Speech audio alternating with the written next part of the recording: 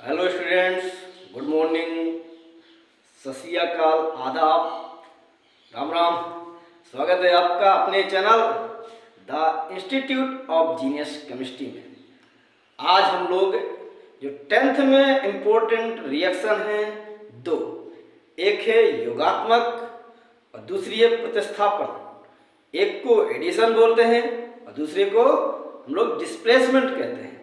इन दोनों रिएक्शन के बारे में देखेंगे और ये मान के चलिए कि बहुत ही इम्पोर्टेंट है। कभी ऑप्शन में दे देगा रिएक्शन 4, कहेगा इनमें कौन सी योगात्मक है, कौन सी प्रतिस्थापन है, या सीधे सीधे पूछ लेगा कि योगात्मक अपक्रियाओं को या प्रतिस्थापन अपक्रियाओं को उदाहरण से समझाइए।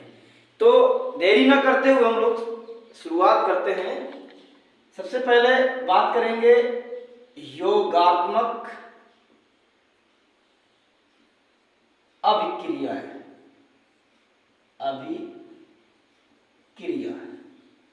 इनको हम लोग कहते हैं addition reactions. Addition reaction means होती क्या है, छोटा सा एग्जांपल लेते हैं। जैसे हमने ए ले लिया एक रिएक्टेंट, बी ले लिया दूसरा रिएक्टेंट। अब ये दोनों यदि आपस में कंबाइंड होंगे तो ये बना लेते हैं ए और बी। ऐसे मान लो आपने ए ले लिया, बी ले लिया, सी ले लिया, तो ये आपके बना देते हैं ए बी सी। मतलब एक जो भी कंपाउंड फॉर्म करेंगे न्यू कंपाउंड होगा, वो भी एक ही होगा। इसलिए इनको हम लोग कहते हैं एडिशन रिएक्शन, क्योंकि ऐड हो जाते हैं जितने भी आपके रिएक्टेंट मिल करके एक ही कंपाउंड बना लेते हैं और वो एक बन जाता है। मीन्स इसका अगर हम लोग ओरिजिनल एग्जांपल लें तो जैसे हमने ले लिया H2 plus I2 gives 2H। देख लीजिए, हाइड्रोजन यहाँ अलग था, आयोडीन यहाँ अलग था, दोनों ने मिलकर हाइड्रोजन आयोडाइड बना लिया है। तो इसे भी हम लोग एडिशन, क्योंकि एक ही कंपाउंड आपका फॉर्म हुआ है। और कभी कभी आपसे कहेगा कि योगात्मक अपक्रियाओं का एक कार्बनिक यौगिकों का उदाहरण देना है। जब कार्बनिक की बात कर देगा तो आप सीधे सीधे क्या करेंगे, CH2 double bond CH2 ethylene लेंगे और इस एथिलीन की रिएक्शन H2 से करा देंगे। तो यहां से ये वाला बॉन्ड टूटेगा। जब ये बॉन्ड टूटेगा तो एक हाइड्रोजन यहां से आएगा, एक हाइड्रोजन इसमें आ जाएगा, तब ये बना लेगा CH3 बॉन्ड CH3। अर्थात ये आपका एथेन फॉर्म करेंगे। लेकिन जब ऑर्गेनिक की बात करें तब ये एग्जाम्पल लिख दीजिएगा, और बाकी तो एग्जाम्पल में चाहे दोनों ही लिख दोगे। अगर बात नहीं करता तो कोई बात नहीं, आप दोनों भी यहां पर यूज कर सकते हो। तो इसकी डेफिनेशन हो जाएगी, व्हेन 2 और more than 2 reactant combined with each other then form a new substance, then form a new compound that is known as addition reaction। मतलब जब 2 और 2 से अधिक रिएक्टेंट आपस में क्रिया करते हैं और क्रिया करने के बाद एक नया सब्सटेंस बना लेते हैं, तो उसे हम लोग कहते हैं एडिशन रिएक्शन, उसे हम लोग कहते हैं योगात्मक अपक्रिया। इसके बाद दूसरी अपक्रिया हमारे पास है प्रतिस्थापन। प्रतिस्थापन अभिक्रिया।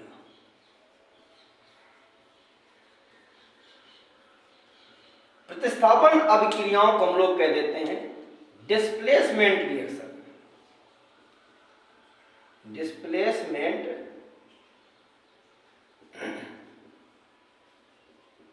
रिएक्शन।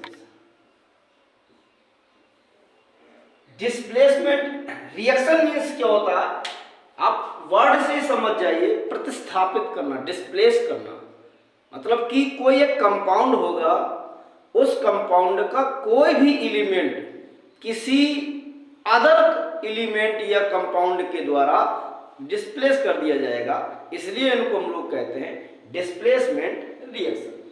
फॉर एग्जाम्पल अगर छोटा सा हम एग्जाम्पल ले लें, मान लीजिए ये एक चेयर है, इसको हमने मान लिया ए, और यहाँ पर आप में से कोई एक बैठा हुआ है जो बी है, और यहाँ से एक और आदमी चले आ रहे हैं और वो हैं इसके पिताश्री।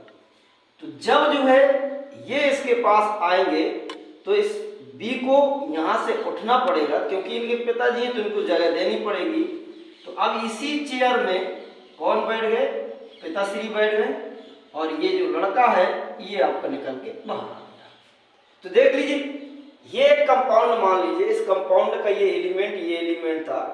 अब कोई अदर एलिमेंट या एटम, परमाणु जो भी आप कह सकते हो या आयन कह सकते हो, वो आकर के जब इसके पास गया तो इसको क्या करना पड़ा, छोड़ना पड़ा है। तो इस प्रोसेस को हम लोग कह देते हैं प्रतिस्थापन अभिक्रिया है।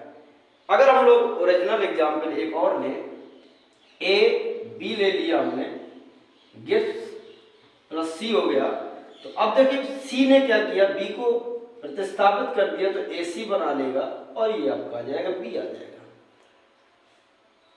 अगर मान लीजिए हम और एग्जाम्पल ले, तो एक रिएक्शन होती है Zn प्लस CuSO4 गिव्स। अब ये Zn क्या करेगा, इस Cu को निकाल के बाहर कर देगा, तो बन जाएगा ZnSO4 बन जाएगा, और यहां पर आपका Cu बाहर निकल जाएगा। कभी कभी क्वेश्चन कह दिया करता है कि क्या होता है जब कॉपर सल्फेट के नीले विलयन में आयरन की रॉड डाल देते हैं, कील डाल देते हैं।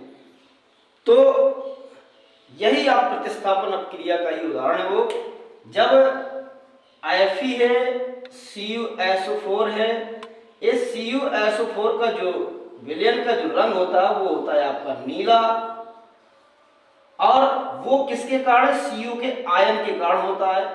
जब Fe इसके पास जाता है तो Fe इसके पास जाएगा तो क्या होगा, इस Cu को बाहर हटना पड़ेगा। तो अब वही चीज FeSO4 और Cu हो जाएगा। अभी ये Cu आयनाइज्ड था, आयन फॉर्म में था, इसलिए कलर ये अपना दिखा रहा था। अब ये यहाँ पर न्यूट्रल हो गया, इसलिए इसने अपना कलर खो दिया है।